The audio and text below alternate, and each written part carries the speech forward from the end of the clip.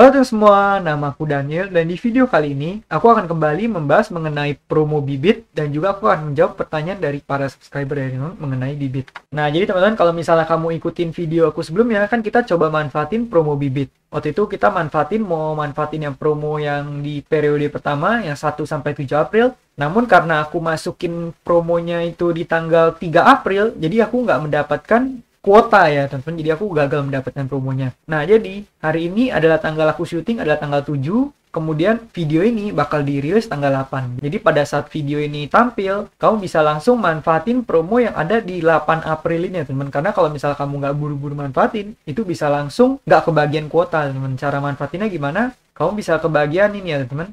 Kamu ke bagian bawah, di sini kamu bisa baca cara penggunaan kode promo.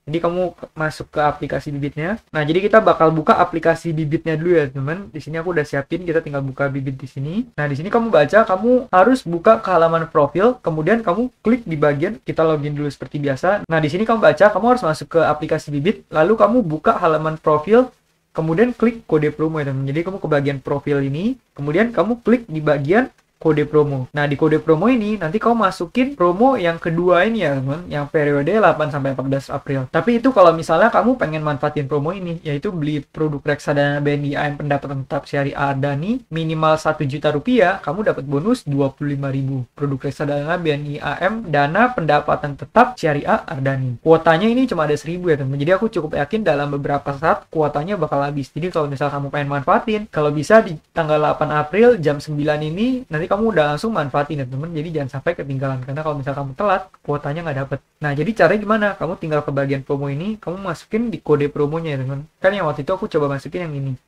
Nih, kalau misal kita masukin di sini kode promo yang ini udah nggak bisa ya teman, kuota pemakaian voucher sudah melebihi batas. Ini karena yang waktu itu udah habis. Jadi kalau misal kamu terlambat, nanti kamu bakal dikasih warning seperti ini ya teman. Jadi pastikan kalau kamu pengen manfaatin promo ini, jangan sampai ketinggalan, di tanggal 8 kamu langsung pakai ya teman. Nah, jadi sekian aku cuma pengen ingetin mengenai terkait promo ini. Berikutnya aku akan menjawab beberapa pertanyaan dari para subscriber ya teman. Pertanyaan pertama yang aku pengen jawab ke XYZ, itu kalau bank kustodiannya beda sama bank penampung, pas WD kena biaya. Nah, pas top up itu kena biaya nggak sih? Nah, jadi gini ya teman, pas kita melakukan WD, itu kita bakal dikasih tahu bank apa sih bank penampung dari reksadananya. Misalnya kita contoh ya, ini aku buka Sukor Invest Stable Fund. Kalau misal kita buka di sini. Nah, kalau misal kamu scroll ke bagian bawah, di sini kamu bisa lihat ada bank kustodiannya yaitu HSBC Indonesia, bank penampungnya BCA. Yang artinya kalau misal nanti pas aku mau narik dana untuk jual reksadana ini, mau narik uangnya kembali ke rekeningku, kalau misal aku memiliki bank rekening yang sama dengan bank penampung yaitu BCA, aku nggak akan dikenakan biaya sama sekali. Tapi kalau misalnya bankku bukan BCA, aku bakal dikenakan biaya 3.500 ya teman. Tapi kita bisa nge-add rekening baru. Jadi kalau misalnya kita punya lebih dari satu rekening, ya kamu masukin aja ke Bibit. Nanti pas kamu melakukan penarikan, kamu bakal bisa pilih kamu pengen nariknya ke rekening mana. Kita buka contoh di sini ya. Kita pencet jual, kita pencet saya mengerti. Nah, di sini kamu bisa pilih kan rekening kamu pengen pindahinnya kemana? Pengen ke BCA atau di sini aku punya Bank Jago. Jadi bisa ke BCA ataupun Bank Jago. Nanti kalau bisa kamu pengen add rekening lain, kamu bisa ke bagian settingnya, teman. Nanti kamu tinggal pilih kamu pengen nariknya kemana. Kalau misal kamu tariknya beda rekening, kamu bakal dikenakan biaya transfer. Di sini kamu bisa lihat biaya transfer sebesar 2.500 hingga 6.500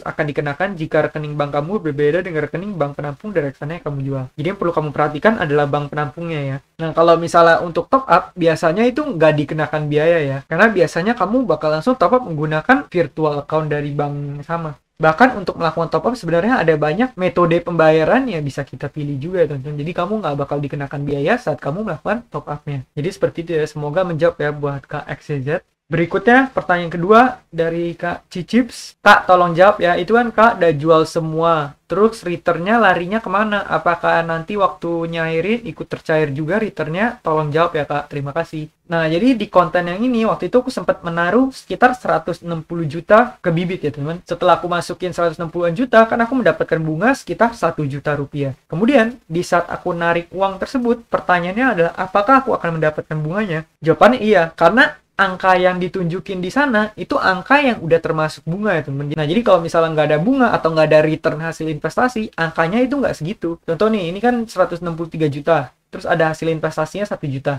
Jadi kalau misalnya hasil investasinya ini nggak ada, ini angkanya tuh cuman 162 juta. Jadi pas melakukan penarikan, aku bisa milih aku pengen narik berapapun. Kalau misalnya aku narik semuanya langsung, itu artinya ya aku udah menarik dana pokok beserta return investasi yang aku dapat. Kita bisa ambil contoh juga di investasiku yang sekarang. Di sini kan aku di Bibit aku punya 10.368.794.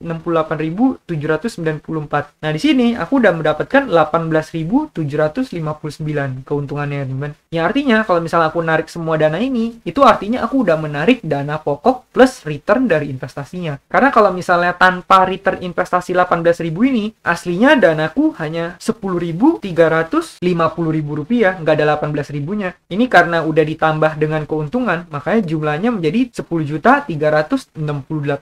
Tanpa 18.000-nya jadi 10.350.000. Jadi gitu ya, buat returnnya itu larinya kemana? Kalau misalnya kamu withdraw all, ya itu otomatis kamu udah withdraw dana pokok beserta dengan return investasi yang kamu dapat. Jadi gitu ya buat Kak Cicip. Semoga jawaban ini bisa membantu kamu ya. Ini juga ada bantuan dari Kak Alvin. Ya, ikut nyair ke rekening. Jadi bener ya, udah emang sekaligus kalau misalnya kita cairin semua, itu udah sekaligus dana pokok beserta bunganya yang kita cairin ya teman. Semoga bisa membantu buat kamu ya. Berikutnya dari Kak Budiono, Bang, mau tanya gimana caranya buat kode PIN aplikasi Bibit. Kalau di HP Android, aku klik aplikasi, muncul langsung tampilan awal. Nah, jadi gimana cara buat ngeset PIN? Kamu bisa ke bagian profil ini ya, teman. Nah, mungkin maksud dari pertanyaan ini adalah bagaimana cara untuk mengubah kode PIN ya. Karena kalau misalnya kamu tanya gimana cara buat bikin PIN, itu pasti di aplikasi Bibitnya emang dari awal kita disuruh untuk membuat PIN ya. Karena kita untuk melakukan transaksi apapun, kita tetap perlu masukkan PIN. Bahkan saat kita awal login itu juga tetap perlu memasukkan PIN. Tapi kamu bisa atur smart login di sini ya teman-teman. Kalau kamu nyalain smart login ini, kamu bisa login menggunakan sidik jari. Jadi contohnya seperti ini ya. Kalau misalnya aku tutup aplikasi Bibitku, kemudian aku buka aplikasi Bibit. Nah, di saat login, kita secara otomatis bakal disuruh untuk memasukkan password kita. Cuma kalau misalnya kita udah nyalain smart loginnya, kita tinggal menggunakan biometric login, yaitu sidik jari kita. Kita tinggal tap di sini, maka kita akan secara otomatis login ke aplikasi Bibitnya ya teman. Jadi mungkin maksud kamu adalah gimana cara set ngubah pinnya ya mungkin. Kalau misal kamu pengen ngubah pin, kamu tinggal ke bagian profil ini. Di profil kemudian kamu ke bagian setting, kemudian kamu tinggal pencet ubah pin ini ya. Berikutnya kamu tinggal masukkan pin kamu yang lama.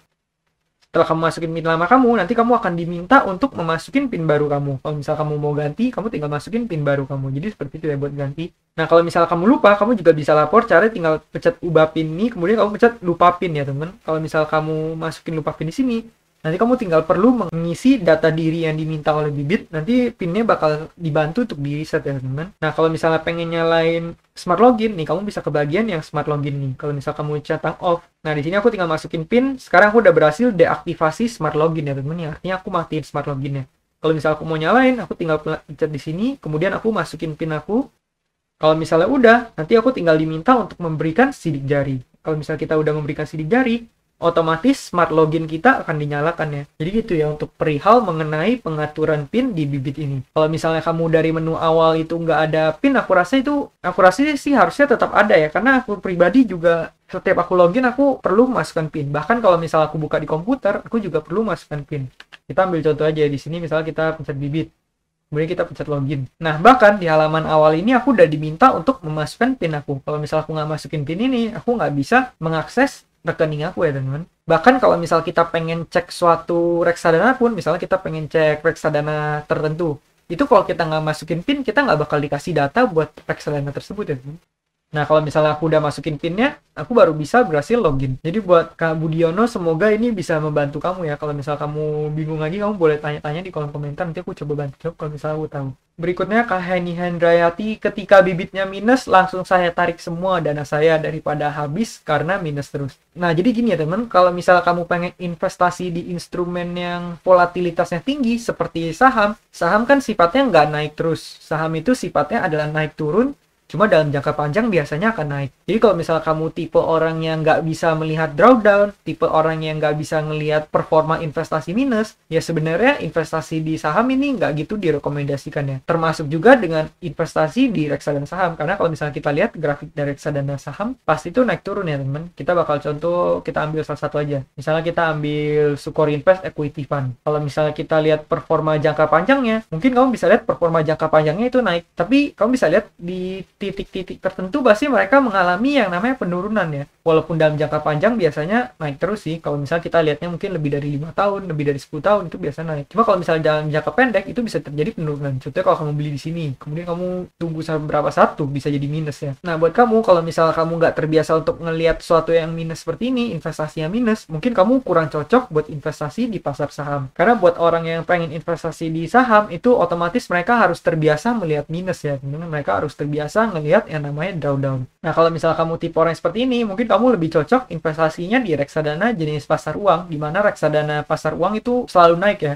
Nih kalau misalnya kita lihat, kita ambil aja salah satu contohnya yaitu Sukor Invest Money Market Fund. Nih kalau kamu lihat dananya, kalau kamu lihat grafiknya itu dia selalu lurus naik ke atas. Yang artinya kapanpun kamu nyetor uangmu, kapanpun kamu menarik uangmu, kamu mau misalnya setor hari ini, tariknya 1 minggu lagi, itu tetap posisinya bakal dalam posisi plus. Tariknya 1 bulan lagi, tetap keadaannya plus. Tariknya misalnya 3 bulan lagi, tarik 1 tahun lagi, tetap portofolio kamu dalam keadaan positif. Jadi bagi kamu mungkin lebih cocok investasi di reksadana yang sifatnya money market fund seperti ini ya. Atau kalau kamu pengen investasi di reksadana obligasi, ada juga sebagian reksadana obligasi yang punya sifat seperti reksadana pasar uang ya. Contohnya itu misalnya Sukor Invest Stable Fund. Sukor Invest Stable Fund itu juga merupakan reksadana obligasi korporat tepatnya, tapi grafiknya selalu lurus naik ke atas gini ya. Jadi seperti ibaratnya rasanya seperti reksadana pasar uang, tapi padahal ini reksadana obligasi. Bisa memberikan return sampai dengan 8% per tahun ya teman-teman. Kalau misalnya kamu lihat reksadana obligasi lain, kita ambil contoh ABF Indonesian Bond Fund misalnya. Dia pasti masih ada volatilitasnya dikit ya, walaupun dalam jangka panjang tetap naik, cuman dia tetap ada volatilitasnya dikit ya teman. Tapi nggak separah reksadana saham. Kalau reksadana saham kan itu udah ekstrim banget ya, bisa sampai minus sampai dalam banget. Misal kalau kamu lihat di sini, ini udah minusnya sampai berapa persen, apalagi pas krisis kemarin bisa sampai minus dalam banget. Nah jadi seperti itu ya, ada baiknya buat kamu ya nggak apa-apa sih kalau kamu sesuaiin dengan profil resiko kamu aja. Kalau misalnya kamu tipe orang yang nggak bisa lihat minus, kamu kurang cocok investasinya di reksadana pasar saham.